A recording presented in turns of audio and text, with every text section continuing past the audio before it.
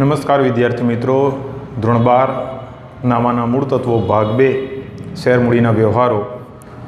Last time વિદ્યાર્થી મિત્રો આપણે 4 ફીચર ઓફ શેર એટલે કે શેર જપ્તીને લગતા વ્યવહારો વિશે ચર્ચા કરી રહ્યા હતા કે જ્યારે કોઈ શેર હોલ્ડર અમુક હપ્તા ભરવાના રહી જાય ત્યારે હિસાબી ચોપડે શેર જપ્તીની અસર કઈ રીતે આપવામાં આવે છે, સાથે સાથે જે તે કંપની જપ્ત કરેલા શેર ફરીથી બહાર પાડવામાં આવે ત્યારે હિસાબી નોંધ કઈ રીતે આપવામાં આવે એ વિશે આપણે 3 દાખલાઓ જોઈ ગયેલા હતા. કુલ આપણે વિદ્યાર્થી મિત્રો શેર જપ્તીના 5 દાખલાઓ જોઈ જવાના છે. જો કે અત્યાર સુધી બોર્ડની પરીક્ષામાં મેં તમને વાત કરી એ પ્રમાણે મોટો દાખલો પૂછાય છે, એની અંદર જપ્તીની આમનોંધ આપણે પૂછતા હોય છે. તો જ્યારે આપણે મોટા દાખલા ગણીશું ત્યારે આ બધી બાબતો આપણને જુદા જુદા સંજોગોમાં જપ્તીની આમનોંધ જે આપણે શીખી ગયા હોઈશું એ આપણને ત્યાં મદદરૂપ બનશે. આપણે આવ્યા વિદ્યાર્થી મિત્રો પેજ નંબર 29 ઉપર ઉદાહરણ નંબર 10નો 8મો પેટા દાખલો છે, એ જોઈએ આપણે. હેતાંશ પાસેના 10ની મૂળ કિંમતના 700 ઇક્વિટી શેર, 700 ઇક્વિટી શેરની સંખ્યા છે કે જેની મૂળ કિંમત આપી છે આપણને ₹10, એટલે કંપનીની અપેક્ષા છે કે ₹7,000 હેતાંશ પાસેથી આવશે. જે શેર મંજૂરી વખતના શેર દીઠ 54ના ભાવે શેર દીઠ 50 પ્રીમિયમ કૌંસમાં આપ્યું છે આપણને વિદ્યાર્થી મિત્રો, અને શેરના આખરી હપ્તાના શેર દીઠ 3 નહીં ભરવાના કારણે તારીખ 1/8/2017 રોજ કંપનીએ જપ્ત કર્યા. એટલે 3 હપ્તા હશે એમ આપણે સમજી લઈએ. એક અરજી સમય, એક મંજૂરી સમય અને એક આખરી હપ્તા સમય. અહીં આગળ મંજૂરી સમય કુલ રકમ આપી છે 54. અહીં આપણે મૂળ કિંમત લઈએ વત્તા પ્રીમિયમ. તો પ્રીમિયમ તો અહીંયા આગળ જ છે વિદ્યાર્થી મિત્રો. મંજૂરી સમય તો આપણે એમ સમજી લઈએ કે 4 એ મૂળ કિંમત હશે. આખરી હપ્તાની મૂળ કિંમત આપી છે આપણને, પરંતુ પ્રીમિયમ નથી. તો આની કેટલી હશે? અરજી સમયની મૂળ કિંમત 4 ને 3 7, કુલ 10 છે. તો સ્વાભાવિક છે અહીં આગળ આવશે 3. અરજી સમય 3થી મંગાવેલા હશે. હવે આણે કયો હપ્તો ભર્યો નથી એ વિશે વિચારવાનું. આ પ્રાથમિક કેલ્ક્યુલેશન, જે પાયાનું મૂળભૂત કેલ્ક્યુલેશન વિદ્યાર્થીને જો સમજાઈ જાય તો એને આમનોંધ આપવામાં ખૂબ જ સરળતા રહે છે. આ બાબત તમારે સમજવી જરૂરી છે કે કંપનીએ પોતાના જે શેર પાડ્યા છે એ 3 હપ્તામાં મંગાવ્યા છે. એક અરજી, મંજૂરી અને આખરી હપ્તામાં. અરજી વખતે મૂળ કિંમતથી બહાર પાડ્યા છે. મંજૂરી સમયે પ્રીમિયમ સહિત મંગાવે છે. પ્રીમિયમની રકમ 50 છે. 4 એ મૂળ કિંમત છે. કુલ પ્રીમિયમ સહિત મંજૂરી સમયે ₹54 છે. આખરી હપ્તાની 3 મૂળ કિંમત છે, પ્રીમિયમ નથી, એટલે કુલ એકમનું પ્રીમિયમ કેટલું છે? 50. હવે આ બાબત તમને સમજાઈ ગઈ હશે વિદ્યાર્થી મિત્રો, પરંતુ એણે કયો હપ્તો નથી ભર્યો એ જોઈએ. તો કે જે મંજૂરી વખતના શેર દીઠ 54 પ્રીમિયમ છે અને શેરના આખરી હપ્તાના 3 નહીં ભરી શકવાના કારણે તેના શેર જપ્ત કર્યા. એટલે એનો અર્થ એ થયો કે આટલા શેર એણે ભર્યા નથી. તો એનો અર્થ એ થયો કે અરજી સમય એણે ભર્યા છે. તો વિદ્યાર્થી મિત્રો યાદ રાખવાનું, જેટલા ભર્યા હોય તેટલા જપ્ત કરી શકાય. બરાબર છે. તો આ તો જપ્ત કરવાની આપણે આમનોંધ પસાર કરીએ, કારણ કે એના પછીનું વાક્ય શું છે વિદ્યાર્થી મિત્રો?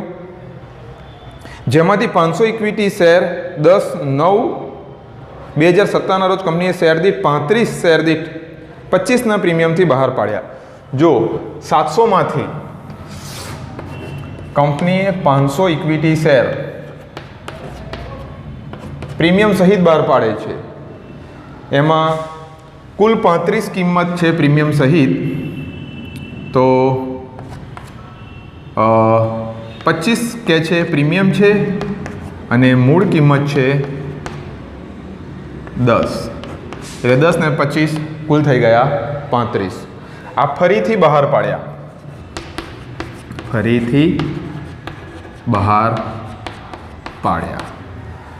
આપણે પ્રાથમિક કેલ્ક્યુલેશન કરી લઈએ, ત્યાંથી આપણને ખ્યાલ આવે. અને ફરીથી બહાર પાડીને એમણે હિરેનને વેચ્યા. તો હિસાબી ચોપડે હવે આની આમનોંધ કઈ રીતે આપવાની થાય એના વિશે આપણે આગળ જોઈએ. તો પહેલાં આપણે જપ્ત કરવામાં આવે ત્યારની આમનોંધ આપવાની. જ્યારે શેર જપ્ત કરવામાં આવે ત્યારે તો તારીખ આપી છે આપણને, તારીખ આપી છે 1/8/17 રોજ જ્યારે શેર જપ્ત કરવામાં આવે ત્યારે. તો વિદ્યાર્થી મિત્રો યાદ રાખવાનું તમારે કે જ્યારે શેર જપ્તીની આમનોંધ તમે આપો અને જપ્ત કરવામાં આવે ત્યારની આમનોંધ આપીએ ત્યારે યાદ રાખવાનું કે જે નથી થતું એ ત્યાં થાય છે. એનો અર્થ એ થતો કે હંમેશા શેર મૂડી ખાતું જમા થાય છે, પરંતુ જ્યારે જપ્ત કરવામાં આવે ત્યારે મૂડીમાં ઘટાડો થવાના કારણે ઇક્વિટી શેર મૂડી ખાતું ઉધાર થાય. ઇક્વિટી શેર મૂડી ખાતે ઉધાર. હવે આપણી ઇક્વિટી શેર મૂડી કેટલાની છે ભાઈ? આ મૂળ કિંમત છે 10 અને 700 ઇક્વિટી શેર એટલે 700 ગુણ્યા 10 એટલે 7000. હવે વિદ્યાર્થી મિત્રો યાદ રાખજો કે અહીં આગળ પ્રીમિયમવાળા શેર જપ્ત કરવામાં આવ્યા છે. અરે ભર્યા નથી, પ્રીમિયમનો હપ્તો ભર્યો નથી એટલે પૈસા આવ્યા નથી. પ્રીમિયમ કેટલું છે અહીં આગળ? 50 પ્રીમિયમ છે એટલે અહીં આગળ લખવું પડે જામીનગીરી પ્રીમિયમ ખાતે. જ્યારે કોઈએ હપ્તો ભર્યો ન હોય પ્રીમિયમવાળો ત્યારની આમનો છે 700 ગુણ્યા 50 એટલે 7 × 5 = 35,000 આમનો થઈ ગઈ. હવે કેટલા જપ્ત કરવાના? તો તે કે ઇક્વિટી શેર જપ્તી ખાતે, ઇક્વિટી શેર જપ્તી ખાતે. તો કેટલા જપ્ત કરી શકીએ આપણે? જેટલા ભર્યા છે એટલા જ કંપની જપ્ત કરી શકે. એટલે 700 ગુણ્યા 3 7 તારીખને 2100 જમા થશે. તે એણે પ્રીમિયમ સમય મંજૂરી સમય પ્રીમિયમ સહિતની રકમ ધ્યાનમાં લેવાની આ બાબત ધ્યાન રાખજો. એટલે તે ઇક્વિટી શેર મંજૂરી ખાતે. અહીંયા ભૂલ ન કરી બેસતા, 700 ગુણ્યા ભૂલથી 4 ન લઈ લેતા, કારણ કે મિક્સઅપ થઈ જતું હોય છે. અહીંયા શબ્દ છે ભર્યા નથી, માટે વિદ્યાર્થી મિત્રો આપણે પ્રીમિયમ સહિતની રકમ કેલ્ક્યુલેશનમાં લેવી પડે. એટલે 700 ગુણ્યા 54 કેલ્સીમાં કરીશું એટલે આપણને મળશે 37,800. આટલા એણે ભર્યા નથી. તે ઇક્વિટી શેર આખરી હપ્તા ખાતે. તો આખરી હપ્તાની તો મૂળ કિંમત જ છે 700 ગુણ્યા 3 એટલે 7 તાલીને 2100. આ આમનોંધ થઈ વિદ્યાર્થી મિત્રો શાની? જ્યારે શેર જપ્ત કરવામાં આવે ત્યારે. હવે આપણે આમનોંધ આપીશું અહીંયા જ્યારે જપ્ત કરેલા શેર ફરીથી બહાર પાડવામાં આવે ત્યારે. કઈ તારીખે બહાર પાડવામાં આવ્યા છે? તો કે 10/9/17 રોજ ફરીથી બહાર પાડવામાં આવ્યા. જ્યારે ફરીથી બહાર પાડવામાં આવે ત્યારે પૈસા આવે એટલે આપણે શું લખતા હોઈએ છીએ? બેંક ખાતે ઉધાર. અહીંયા આપણને સ્પષ્ટ કીધું છે કેવી રીતે બહાર પાડ્યા છે? પ્રીમિયમ સહિત બહાર પાડેલા છે. એટલે આપણે 35થી રકમ આપણા ખાતામાં આવી હશે, પરંતુ 500 ધ્યાનમાં લેવાના. 500 ગુણ્યા 35 એટલે કેલ્સીમાં કરીએ 500 ગુણ્યા 35 એટલે આપણને મળશે 17,500. 17,500. ત્યારબાદ તે અહીં આગળ જપ્તીની આમનોંધ આવશે નહીં, કારણ કે આપણે પ્રીમિયમથી બહાર પાડી રહ્યા છે. તો ઇક્વિટી શેર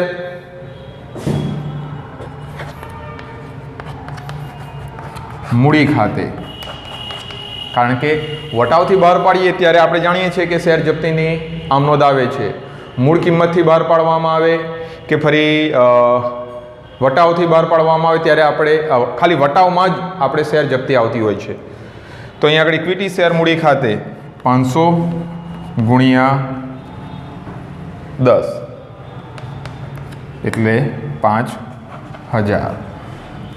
તે જામીનગીરી પ્રીમિયમ ખાતે 500 ગુણ્યા 25 એટલે આપણને મળશે વિદ્યાર્થી મિત્રો 12,500. હવે વિદ્યાર્થી મિત્રો અહીં આગળ એક બાબત સમજવાની જરૂર છે આપણા માટે કે આ છે જમા બાકી 2100 રૂપિયા.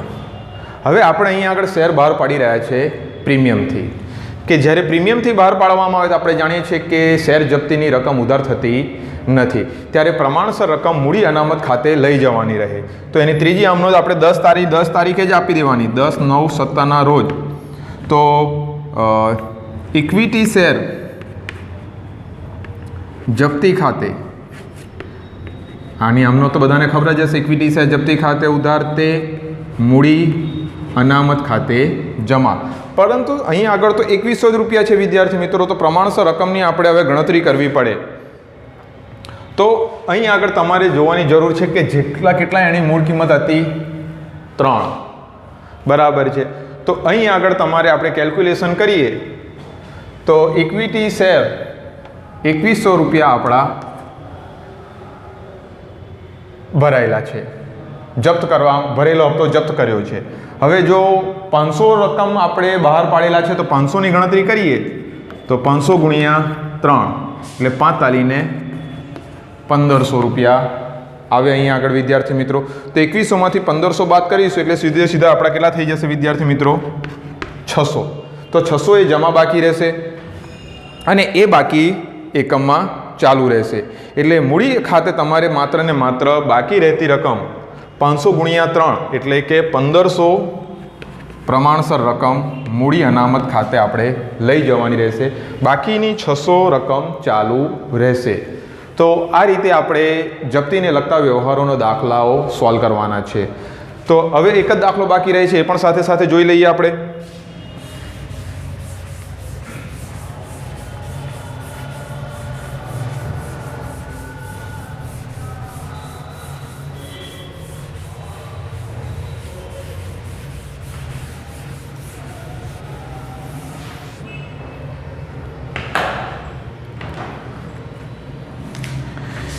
છેલ્લો દાખલો આવ્યા વિદ્યાર્થી મિત્રો આપણે પેજ નંબર 29 ઉપર અ-બ-ક-ડ ઈ. ગિરીશ પાસેના 2000 ઇક્વિટી શેર દીઠ 3ના પ્રથમ હપ્તા વખતે અને શેર દીઠ 2 આખરી હપ્તા વખતે નહીં ભરવાના કારણે 11/10/2017ના રોજ કંપનીએ જપ્ત કર્યા. કંપનીએ આ શેર દીઠ 10ની મૂળ કિંમતે બહાર પાડ્યા હતા. એટલે કુલ કિંમત આપણે જોઈએ તો કે અરજી છે, મંજૂરી અને આખરી હપ્તો. અહીં આગળ શેર દીઠ પ્રથમ હપ્તા વખતે અને શેર દીઠ 2 આખરી હપ્તા વખતે, એટલે અહીં આગળ આપણે મંજૂરીની જગ્યા અરજી અને મંજૂરી લખીએ છીએ. અહીં આગળ આપણે પ્રથમ હપ્તો લખીએ છીએ અને અહીં આગળ આપણે આખરી હપ્તો લખ્યો છે. જે રીતે માહિતી આપણને આપવામાં આવી છે એ જ રીતે આપણે ત્યાં રજૂ કરવાની છે. અત્યારે હું તમને પ્રાથમિક ગણતરી સમજાવીશ, ત્યારબાદ જ આપણે દાખલો સોલ્વ કરીશું, કારણ કે પ્રાથમિક બાબત જો તમને સમજાઈ જાય તો ગણતરી કરતાં તમને સરળતાથી ફાવે. તો પ્રથમ હપ્તો છે વિદ્યાર્થી મિત્રો આપણો કેટલો? 3 એ મૂળ કિંમત છે. પ્રીમિયમ તો શબ્દ છે જ નહીં વિદ્યાર્થી મિત્રો. આ શેર મૂડી કેટલાની બનેલી છે? 10ની. હવે 2 એ આખરી હપ્તો છે, 2 આખરી હપ્તો છે. તો અરજી અને મંજૂરી વખતે કેટલા બતાવ્યા હશે? 5. 5 એ પ્રશ્નાચિહ્ન છે વિદ્યાર્થી મિત્રો, કારણ કે 10ની મૂળ કિંમત છે. તો 3 અને 2 પ્રથમ હપ્તો અને આખરી હપ્તો તો આપણને આપેલો છે, તો બાકીના કેટલા હશે? 5. હવે અહીં આગળ વિચારવાનું હોય કે એણે કયા હપ્તા ભર્યા નથી. તો પ્રથમ હપ્તો અને આખરી હપ્તો ભર્યો નથી, એણે ભર્યો છે માત્ર કયો? અરજી અને મંજૂરી સમયે ભર્યા છે. આ બાબત તમારે સમજવી ખૂબ જરૂરી. જો 5 ભર્યા છે અને બાકીના 3 અને 2 પ્રથમ હપ્તા અને આખરી વખતે એણે ભર્યા નથી, તો પહેલાં આપણે આની આમનોંધ આપી દઈએ, કારણ કે અહીં આગળ પેરેગ્રાફ પાડીને પછી આપીએ. જપ્ત થયેલા શેર પૈકી 1200 ઇક્વિટી શેર 4/11/2017ના રોજ નીલને શેર દીઠ 8 લેખે કંપનીએ આપ્યા, જ્યારે બાકીના એટલે કે 800 હશે. 22/11/2017ના રોજ હર્ષને શેર દીઠ 7 લેખે કંપનીએ આપ્યા. એટલે કોઈ એક જ વ્યક્તિને 2000 જે શેર છે, આ 2000 શેરની મૂડી બનેલી છે એ કોઈ એક જ વ્યક્તિને નથી આપવામાં આવ્યા. 1200 નીલને આપ્યા છે અને 800 હર્ષને આપેલા છે એની આમનોંધ આપણે ફરી પસાર કરીએ. પહેલાં આપણે આમનોંધ પસાર કરી દઈએ વિદ્યાર્થી મિત્રો. જ્યારે શેર જપ્ત કરવામાં આવે ત્યારે હિસાબી ચોપડે એની અસર કઈ થાય એના વિશે આપણે જોઈએ. તો જ્યારે જપ્ત કરવામાં આવે ત્યારે આપણે જાણીએ છીએ કઈ તારીખે જપ્ત કરવામાં આવ્યા? 11/10/17 રોજ શેર જપ્ત કરવામાં આવ્યા. અહીં આગળ શું યાદ રાખવાનું છે? જે નથી થતું એ થતું હોય છે. એટલે શું સાહેબ? તમારો હમણાં પ્રશ્ન થાય તો કે ભાઈ શેર મૂડી ખાતું હંમેશા જમા થાય, પરંતુ જપ્ત કરતી વખતે શેર મૂડી ખાતું શું કરવાનું છે? ઉધાર. તો લખવાનું ઇક્વિટી શેર મૂડી ખાતે ઉધાર. આપણા 2000ની એ બનેલી છે 2000 ગુણ્યા 10 એટલે 20,000. તે ઇક્વિટી શેર જપ્તી ખાતે, જપ્તી ખાતેમાં જેટલા ભર્યા હોય એટલા જપ્ત કરવાના. એટલે 2000 ગુણ્યા 5, 5 દુને 10. તે પ્રથમ હપ્તા ખાતે, ઇક્વિટી શેર પ્રથમ હપ્તા ખાતે, તે ઇક્વિટી શેર આખરી હપ્તા ખાતે. આની ગણતરી પણ આપણે કરી નાખીએ 500 ગુણ્યા 3 એટલે 5 તાલીને 1500, 5 દુને 10,000. સોરી, અહીંયા આગળ આપણે 5 ક્યાં લઈએ છીએ? 2000 શેર છે આપણા એટલે 6000 અને 2 દુ 4000. 2000 શેરની આ આપણે આમનોંધ આપી વિદ્યાર્થી મિત્રો જ્યારે શેર જપ્ત કરવામાં આવે ત્યારે. હવે આ જપ્ત કરેલા શેર આપણે જે છે વિદ્યાર્થી મિત્રો એને ફરીથી બહાર પાડવામાં આવે ત્યારે. તો અહીંયા તમે જોઈ શકો છો વિદ્યાર્થી મિત્રો કે બે જુદી, એક 1200થી બહાર પાડ્યા છે અને જ્યારે 1200થી નીલને વેચ્યા છે અને હર્ષને બાકીના 2000 એટલે કે 8000 છે એ બાકીના રૂપિયા કહેવાય, એને 7થી વેચ્યા છે. તો બેંક ખાતે આવશે. તો આ બંનેની આમનોંધ આપણે આપી દઈએ. કઈ તારીખે બહાર પાડ્યા? તો 4/11/17 રોજ. 4/11/17 રોજ. તો અહીં આગળ યાદ એ રાખવાનું કે જ્યારે આપણે જપ્ત થયેલા શેર ફરીથી બહાર પાડતા હોઈએ ત્યારે બેંક ખાતે શું થાય છે? ઉધાર.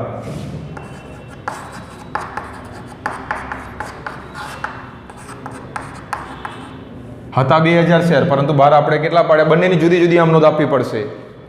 અત્યારે આપણે આપી રહ્યા છીએ, અહીંયા તમારી જાણ સારું લખી દઉં. નીલ, જ્યારે નીલને વેચ્યા છે ત્યારે બેંક ખાતે ઉધાર 1200 ગુણ્યા, કેમ કે પૈસા આવ્યા હશે, 1200 ગુણ્યા કેટલાથી બહાર પાડ્યા આપણે? 8 એટલે 9600. જો અહીં આગળ આપણે આ શેર વટાવથી બહાર પાડ્યા છે એમ કહેવાય, કારણ કે 10ની મૂળ કિંમતની આપણો શેર બનેલો છે, 5 ભરેલા છે, વધુમાં વધુ આપણે 5 વટાવ આપી શકીએ. જ્યારે અહીં આગળ 8થી બહાર પાડ્યા છે આપણે, એટલે આ શેર વટાવથી બહાર પાડ્યા છે. કેટલો વટાવ? 10 ઓછા 8 એટલે 2. એટલે અહીંયા આગળ ઇક્વિટી શેર